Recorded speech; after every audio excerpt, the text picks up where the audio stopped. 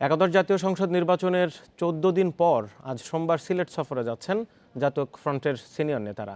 নির্বাচনের দিন নিহত ছাত্রদল নেতা সায়েম আহমদ সোহেলের পরিবারের সদস্যদের সাথে দেখা করতে সিলেট যাচ্ছেন তারা।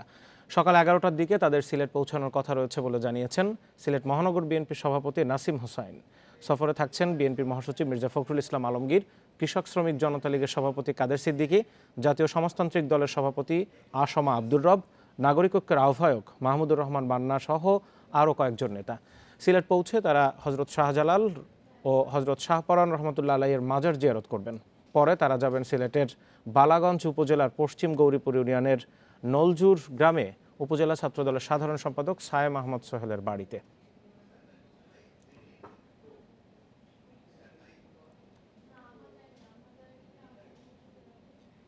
এ বিষয়ে আরও জানাতে সিলেট থেকে যুক্ত হয়েছেন সহকর্মী মঞ্জুর আহমেদ। মঞ্জুর, ঐক্যফ্রন্ট নেতাদের ১১টার দিকে পৌঁছানোর কথা, তো এত সিনিয়র নেতারা যাচ্ছেন, সেখানে দলের বা ফ্রন্টের অন্যান্য নেতারা এই মুহূর্তে জড়ো হয়েছেন কিনা, বা তারা এই মুহূর্তে সেখানকার পরিস্থিতি কি?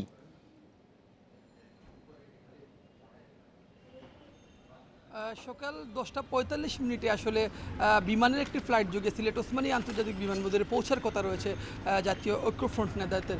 তো সেক্ষেত্রে কিন্তু ঐক্যফ্রন্ট নেতারা সিলেটে আসছেন। গত দুদিন ধরেই আমরা দেখতে পাচ্ছি যে এখানকার স্থানীয় যারা ঐক্যফ্রন্টের নেতৃবৃন্দ রয়েছেন তারা বেশ প্রস্তুতি নিয়ে রেখেছেন। আপনি যেমনটা বলছিলেন যে তারা ওসমানী বিমানবন্দরে নামার পরপরই সিলেটের হজরত শাহজালাল রহমতুল্লাহি আলাইহের মাজারে আসবেন এবং সেখানে মাজার জিয়ারত শেষে তারা পরে হজরত শাহপরান রহমতুল্লাহি আলাইহের মাজার জিয়ারত করবেন। এবং তার পরপরই কিন্তু আপনি জানেন যে ভোটের দিনে নির্বাচনী সহিংসতায় বালাগঞ্জ উপজেলা ছাত্রদলের সাধারণ সম্পাদক সায়েম আহমদ সোহেল তিনি গুলিতে নিহত হয়েছিলেন। তো তাদের বাড়িতে যাবেন তিনি নলজুর এলাকায় বালাগঞ্জের, সেখানে তিনি তার কবর জিয়ারত করবেন তারা, এমনটা স্থানীয় নেতৃবৃন্দ আমাদের জানিয়েছেন। এবং বালাগঞ্জ উপজেলা বিএনপি সহ ঐক্যফ্রন্ট নেতাদের সাথে তাদের এখানে একটা বৈঠক করার কথা রয়েছে। তারপর পরে কিন্তু তারা সেখান থেকে ফিরে আসবেন এবং তারা বিকেলের দিকে সিলেট থেকে ঢাকার উদ্দেশ্যে যাবেন।